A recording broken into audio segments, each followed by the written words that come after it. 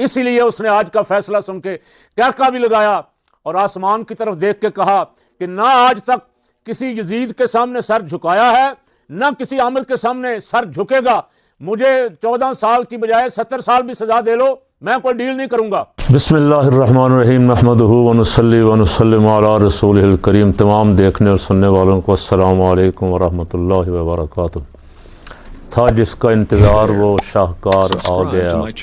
काफ़ी दिनों से शोर था, बल्कि 18 दिसंबर से फ़ैसला महफूज कर लिया। फ़ैसला 23 दिसंबर को आ रहा है, फ़ैसला 6 जनवरी को आ रहा है, फिर फ़ैसला 13 को आ रहा है। जज आके भाग जाता था या जज गायब हो जाता था रात को, और लफाफा साफ़ी जो हैं वो सज़ा सुना देते थे। ये सज़ा जो जज साहब ने आज सुनाई है, ये तो हम सुन सुन के हमारे कान पक गए।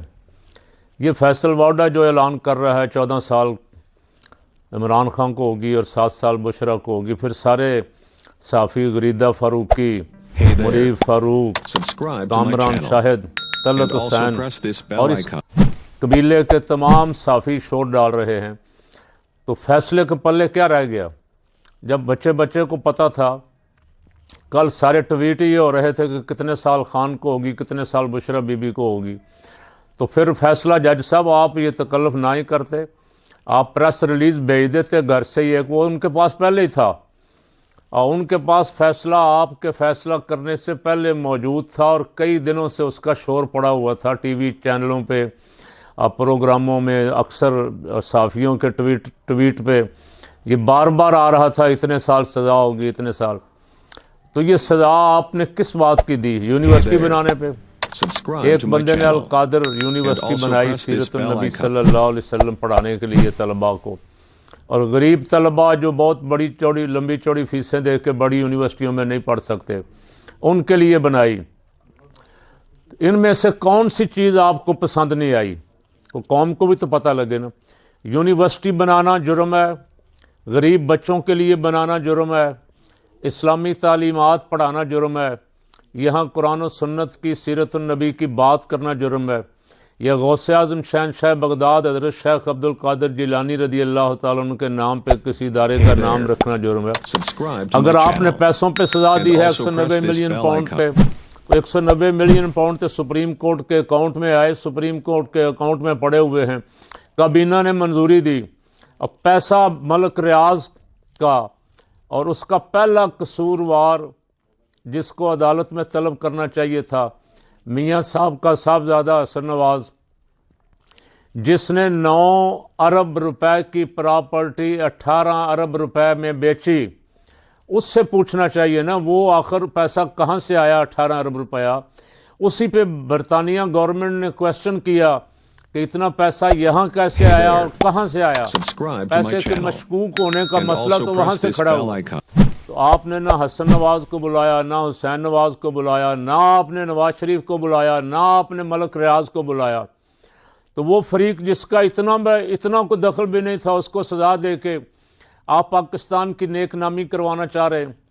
पाकिस्तान की अदालतों के फ़ैसलों पे तो पहले दुनिया में शोर मचा हुआ है कि पाकिस्तान की अदालतें, अच्छा नीचे जज अबुल असनात, जज दिलावर खान, उन्होंने जो फ़ैसले किए तोशा खाना की इद्दत केस के, वो हाई कोर्ट में जाके हाई कोर्ट के कूड़ेदान में जजों ने उठा कर फेंक दिए।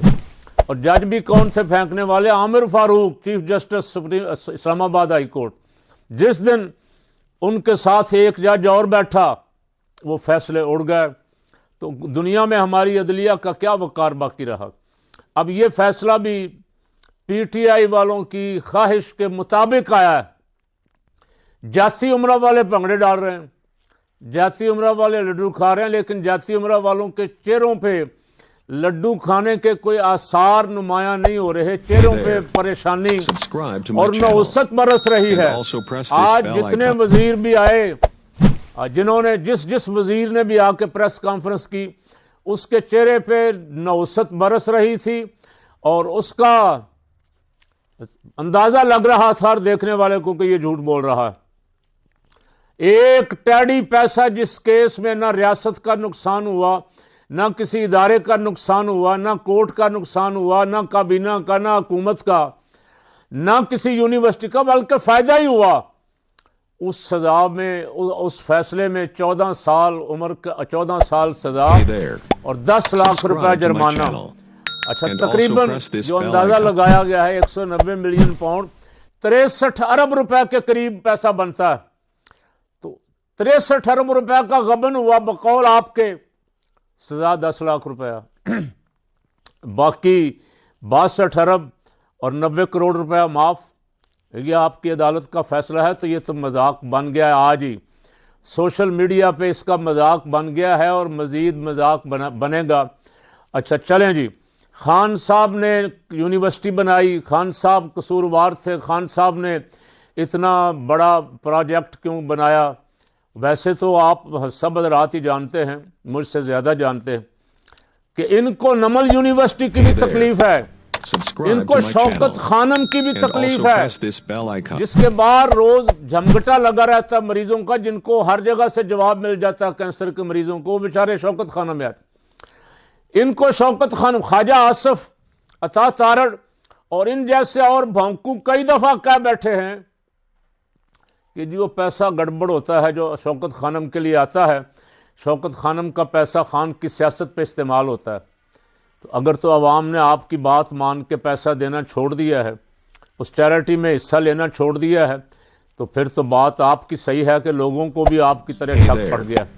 लेकिन लोगों ने अगर पैसा कम करने की बजाय और ज्यादा बढ़ा दिया है। जिस दिन इल्जामात पे मबनी प्रेस कॉन्फ्रेंस आपने शौकत खानम के खिलाफ की, शौकत खानम का उस साल 13 अरब की बजाय को 20 अरब रुपया इकट्ठा हुआ, यानी कौम ने आपके झूठ को मुस्तरद कर दिया, तोशाखाना वाले झूठ को मुस्तरद कर दिया, इद्दत केस वाले झूठ को मुस्तरद कर दिया। आपने BMW गाड़ियां ली, वो कानूनन लेना जायज़ ही नहीं है तोशाखाना से, आपके खिलाफ तो कोई केस नहीं चला।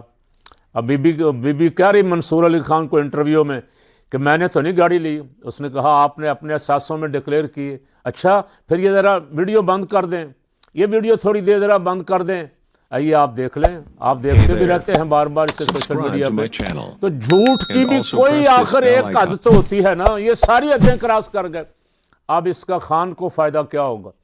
खान को पहला फ़ायदा तो ये हुआ, अगर ये अकल से काम लेता जज और जज से फैसला करवाने वाले इंपोर्टेड हुकूमत के 47 वाली हुकूमत के सहूलतकार, अगर ये अकल से काम लेते तो ये इस फैसले में खान को बरी कर देते। शोर मच जाता जी, खान की डील हो गई, खान को इससे बड़ा नुकसान होता। जाहिर है कि खान के हामी खान उनको ऐसी जगह ले गया है जहां से अब वो किसी डील की कोई बात सुनने के लिए तैयार नहीं है। इसीलिए उसने आज का फैसला सुन के कहका भी लगाया और आसमान की तरफ देख के कहा कि ना आज तक किसी यजीद के सामने सर झुकाया है, ना किसी आमिर के सामने सर झुकेगा। मुझे 14 साल की बजाय 70 साल भी सजा दे लो, मैं कोई डील नहीं करूंगा। खान ने डील से इनकार किया, काफी दिन हो गए डील की बातें चल रही थी, तो सोचा कि इसे डराएं, जरा सजा दे दें। अच्छा, वो तहरीक इंसाफ वाले भी खुश हैं, वो भी लड्डू बांट रहे हैं। वो क्यों खुश हैं? वो इसलिए खुश हैं कि चलें जान तो छूटी ना। ये फैसला 2 दिन बाद, बल्कि आज ही वो अदालत में चैलेंज करने के लिए पहुंच गए, इस्लामाबाद हाई कोर्ट में। 2, 4, 5 दिन, जिस दिन ये फैसला लगेगा ये उठ जाएगा। ये इन्होंने केस अड़ा के लटका के रखा इसलिए हुआ था कि अब और केस इनके पास कोई नहीं। तोशाखाना वाला केस में जज गुल हसन के पास लग गया, वहां से उड़ जाएगा तोशाखाना वाला केस। तोशाखाना वाला एहतसाब अदालत का जज शर्मिंदा, वो कहता है ये केस हमें फैसला वापस कर दो, हम इसको दोबारा जरा फिर एक दफा इस पर बहस करना चाहते हैं।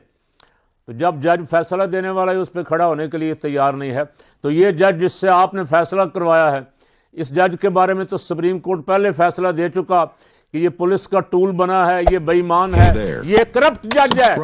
इस करप्ट जज का फैसला हाई कोर्ट में नहीं ठहर सकेगा, जाकर सुप्रीम कोर्ट में कहां जाकर ठहरेगा। तो खान की रिहाई और करीब हो गई आज के फैसले से। अगर ये फैसला ये और लटकाते या उसे छोड़ देते तो फिर उनकी बदनामी होती, कहते डील हो गई। अगर ये इसको लटकाए रखते तो खान की रिहाई में ये फैसला रुकावट बना रहता। अब ये फैसला होने के बाद खान की रिहाई में कोई रुकावट बाकी नहीं है। 2 केस हैं, एक तो लगा हुआ है सुप्रीम कोर्ट में तोशाखाना, और दूसरा केस ये भी जब जाएगा, ये दोनों केस जिस दिन उड़ जाएंगे, खान को किसी डील वील की ज़रूरत नहीं पड़ेगी, वो अदालती निज़ाम के ज़रिए ही आपको उसे रिहा करना पड़ेगा। लेकिन अगर आप अब यहां उसे रिहा कर देते तो आपकी वाह भी हो जाती। जहां इंटरनेशनल अदालतें, दुनिया आपका मजाक उड़ा रही है, आपके फैसलों पे बात हो रही है। बरतानिया में, अमेरिका में 22 जनवरी को आप पे एक बैठक हो रही है 22 को, और यहाँ कल गुज़श्ता 15 जनवरी को यहाँ बरतानिया में एक बैठक हो गई आपके इन फैसलों पे, और आवाज़ें दोनों तीनों बड़े मुल्कों से आपके खिलाफ फैसले आने वाले। अगर आज आप ये फैसला कर देते तो आपकी इज्जत भी रह जाती, और बाहर दुनिया में कुछ ना कुछ पाकिस्तानी निज़ाम की वक़्त बाकी रह जाती। भी चलें, किसी केस में तो इन्होंने खान को छोड़ा, लेकिन आपने अपनी रिवायत को बरकरार रखा है। खान को 14 साल सज़ा देनी, खान को ता हयात नाअहल करना है, खान की पार्टी पे बैन लगाना, सारा कुछ ही करके आपने देख लिया। ना उस बंदे की मकबूलियत कम हुई है, ना आवाम ने उसका साथ छोड़ा है, ना दुनिया उसके लिए खामोश हो गई है। जोर तो आप लगा रहे हैं, मोहसिन नकवी और बिलावल दोनों जाकर को मिन्नत समाजत कर रहे हैं, को ट्रंप की सरमनी का हलफ बर्दारी की तकरीब का कोई ना कोई पास ही मिल जाए, और वो पास की सुना कीमत है $10 लाख, $1 मिलियन उन्होंने कर दी। तो बहुत सारे हज़ारों ऐसे हैं, को 2 लाख आदमी शरीक हो रहा है उसमें हलफ बर्दारी में। 2 लाख में से इनको भी $10 लाख दे के अगर एक आधी कुर्सी मिल गई तो क्या ट्रंप का ज़हन बदल जाएगा, या तुम्हारे इन अदालती फैसलों से? उसके मशीर तो पहले कह रहे हैं, एक मशीर ज़ल्मे खलीलदाज का कल का ट्वीट गश्त कर रहा है। उसने कहा अमेरिका में आके लॉबिंग पे पाकिस्तान का पैसा पानी की तरह बहाने की बजाय 2-3 काम बंदे के पुत्रों वाले कर लो, तुम्हारे मामला ठीक हो जाएंगे। पहला मसला तो उसने यही कहा कि खान को रिलीज इमरान खान। दूसरा मसला उसने कहा अपना अदालती निज़ाम ठीक कर लो। तीसरा मसला उसने कहा कि अपने सियासी मामला आपस में बैठ के तय कर लो। तो ये तो जितने आने वाले हैं जिनसे तुम हाथ मिलाना चाहते हो वो तो तुमसे मुतालबा कर रहे हैं, और 20 के बाद मुतालबा नहीं करेंगे, 20 के बाद आर्डर देंगे। और आप में इतनी जुर्रत नहीं है कि आप उनके आर्डर के सामने 10 मिनट भी खड़े हो जाएं, फिर आप पाँव पकड़ेंगे कि साहब हमें 2-4 दिन दे दें। तो मैंने कल के व्लॉग में भी कहा था कि इज्जत वाला रास्ता तो यही था कि वहाँ से कोई आर्डर आने से पहले आप खुद फैसला करके को अदालत की इज्जत बचाते, को अपने मुल्क का वकार बचाते। कुछ ना कुछ लोग जो देखने सुनने वाले हैं आपको, उनको अंदाज़ा होता कि नहीं यार यहाँ 2 जजों ने गलत फैसले दिए थे, चले तीसरे ने तो ठीक दे दिया। लेकिन ऐसा अभी लगता है कि आपका करने का कोई मूड नहीं है।